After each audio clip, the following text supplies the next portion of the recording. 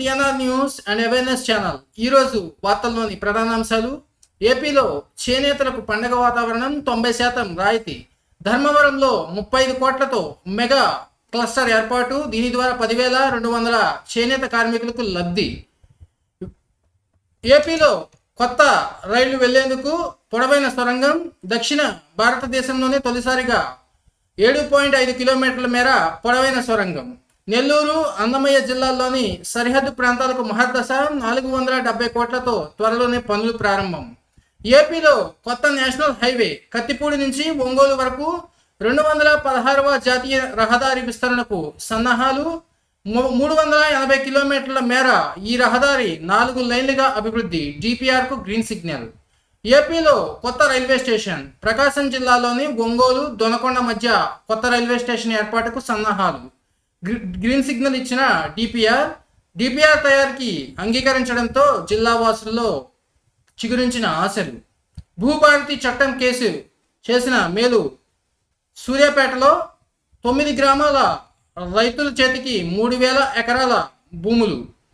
తెలంగాణలో మరో 2 వందే భారత్ రైళ్లు.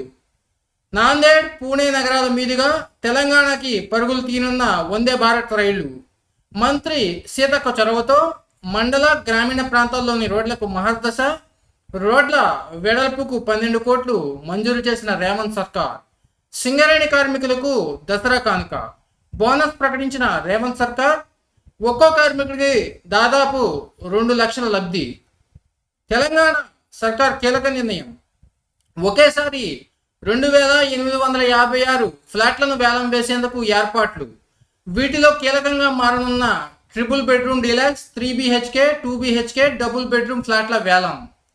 సబ్మిషన్ ఆన్ అగ్రికల్చర్ మెకనైజేషన్ పథకాన్ని ప్రారంభించిన తెలంగాణ సర్కార్. రైతులకు వ్యవసాయ యంత్రాలపై రాయితీ. అక్టోబర్ 31లోగా దరఖాస్తు చేసుకోవాలని రైతులకు ప్రభుత్వం సూచన. జూనియర్ కాలేజీల్లో 494 లెక్చరర్ పోస్టులు ఖాళీ. పోస్టుల భర్తీపై ప్రతిపాదనలు సిద్ధం చేసిన తెలంగాణ విద్యాశాఖ. Hyderabad Amaravati greenfield express way కేంద్రం అధికారులతో సీఎం రేవంత్ నేడు కీలక సమావేశం. H1B వీసాదారులకు బిగ్ రిలీఫ్. గతంలో ఫీజు చెల్లించి వీసాలు పొందిన భారతీయులకు ఇబ్బంది లేదు.